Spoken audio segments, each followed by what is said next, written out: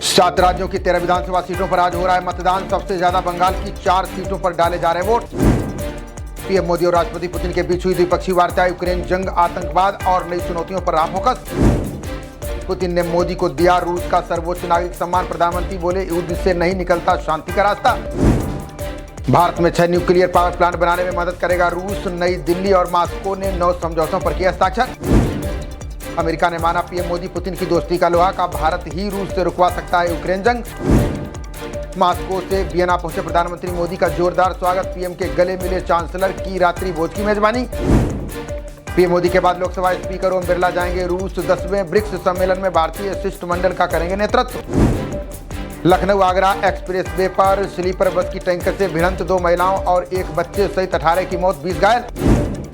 भारत को दहलाने की पाकिस्तान की पूरी साजिश डिकोड। 14-15 अगस्त से पहले 3 जगहों पर बड़े हमले की तैयारी।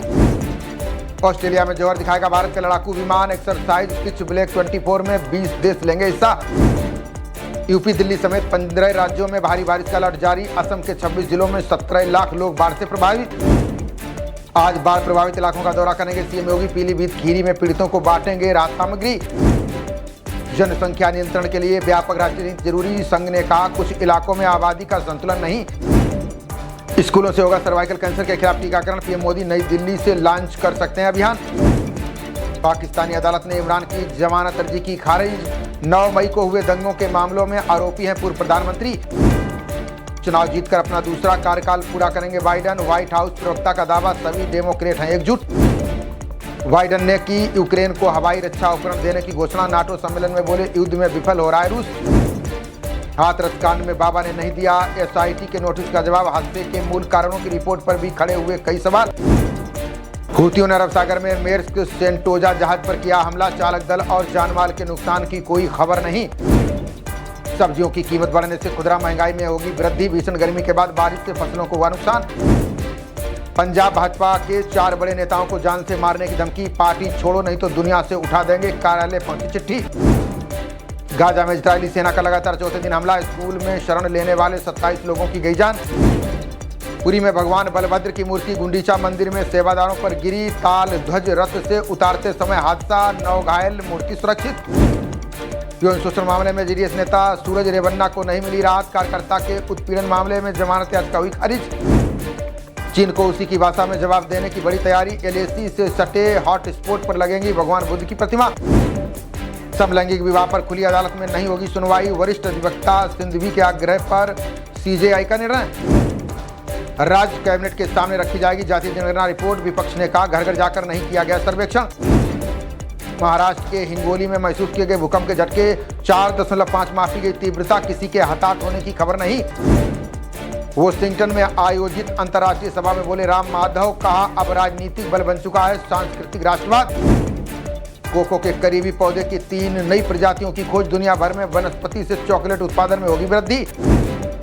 दिहाड़ी मजदूरी की आदिवासी बेटी पहुंची एनआईटी। जेईई मुख्य परीक्षा में रोहिणी ने हासिल किया 73 परसेंटाइल। किसानों को उद्यमी बनाने के लिए हर जिले में बनेगी टीम। सरकार के साथ काम करेंगे आईसीएआर के वैज्ञानिक।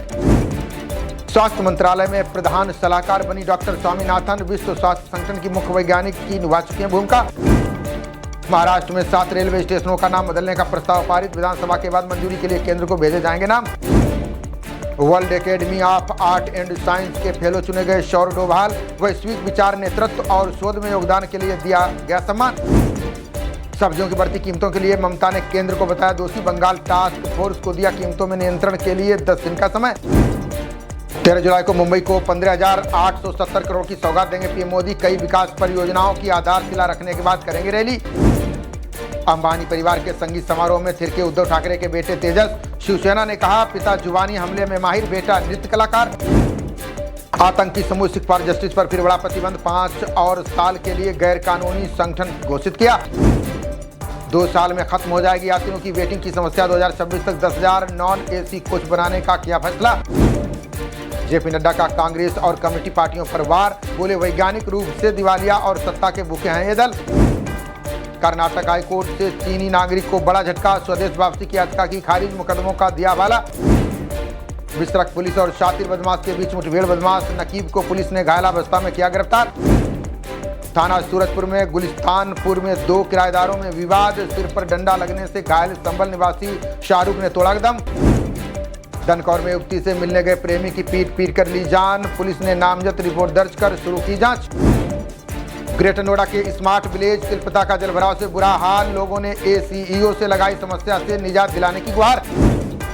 तीसरे टी20 में आज भारत जिम्बाब्वे की होगी भिड़ंत। संजू सैमसन यशस्वी और शिवम दुबे टीम से जुड़े।